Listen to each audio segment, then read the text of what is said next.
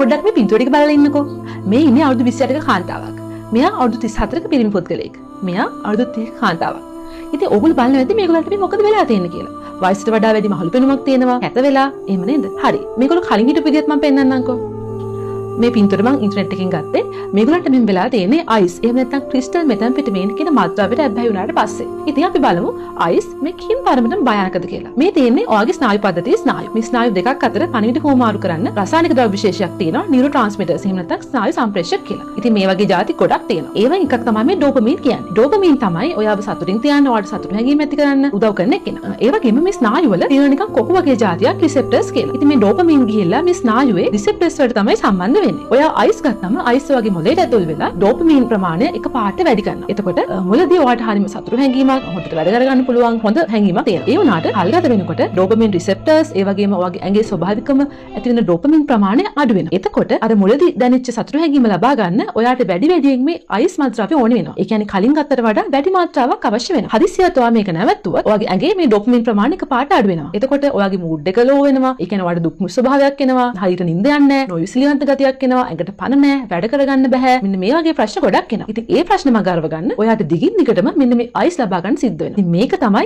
ඇබ්බැහි වීම කියන්නේ. ඉතින් මෙන්න මේ අයිස් වලට ඇබ්බැහි වෙච්ච පුද්ගලයන්ගේ ඇඟට මේක තාම අහිතකර විදිහට බලපානවා. හાર્ට් එකට බලපාලා හાર્ට් රේට් එක වැඩි වෙනවා. ඒ වගේම ප්‍රෙෂර් වැඩි වෙනවා. හાર્ට් ඇටැක් එන්න පුළුවන්. විවිධ හදවත් රෝග ඇති වෙන්න පුළුවන්. මොලේ ලේකට හිර වෙලා ස්ට්‍රෝක් එහෙම නැත්නම් ආඝාතයකින් තත්ත්වයක් වෙන්න පුළුවන්. ෆිට්ස් ඇති වෙන්න පුළුවන්. ඒ වගේම පෙනහළු වල හුස්ම ගන්න අසිරිතා එන්න පුළුවන්. පෙනහළු හානි වෙන්න පුළුවන්. ඒ වගේම විශේෂයෙන් කියන්න ඕනේ මේ පුද්ගලයන්ට එනවා ව්‍යාශිත තත්ත්වයක්. ඒකට අපි කියනවා මෙත් මවුත්. ඉතින් මේ පින්තූරේ පේන විදිහට දත් මුල් දිය වෙනවා, විදුරු මස් දිය වෙනවා, විදුරු මස් වල සැරව ගෙඩිය ඇති වෙනවා, තුවාල ඇති වෙනවා, ආහාර මාර්ගයේ තුවාල ඇති වෙන්න පුළුවන්, ඩයරියා මේ වගේ ගොඩක් දේවල් ඇති වෙන්න පුළුවන්. මොලේටත් අහිතක විදිහට බලපානවා. ඉතින් මේ පුද්ගලයන්ට ડિප්‍රෙෂන් එහෙම නැත්නම් විෂාදය, ඇන්සයිටි, ඊටම නැති රූප ශබ්ද පේනවා ඇහෙනවා වෙන්න පුළුවන්, අවධානය දෙන එක, මතක ශක්තිය, තර්කානුකූල බුද්ධිය, තීරණ ගැනීම මේ හැම එකකටම ඉතාම අහිතකර විදිහට බලපානවා. මේගොල්ලන්ට ගොඩක් කේන්ති යනවා, ඒ වගේම විනාශකාරී හැසිරීම් සහ අපරාධ කරන්නවන් පෙළවෙන්න පුළුවන්. ඉතින් සමාජීය වශයෙන් වගේ ජොබ් එකක් කරනවා නම් ජොබ් එකට බලපාන්න පුළුවන්. නෑදෑයෝ, යාළුවෝ, වයිෆ්, ගර්ල්ෆ්‍රෙන්ඩ් වගේ අයත් එක්ක තියෙන සම්බන්ධතාවයට හිතන විදිහට බලපාන්න පුළුවන්. ඒ වගේම වැදගත්ම දේ මූල්‍යමය මේ කාලේ තියෙන ආර්ථික තත්ත්වයත් එක්ක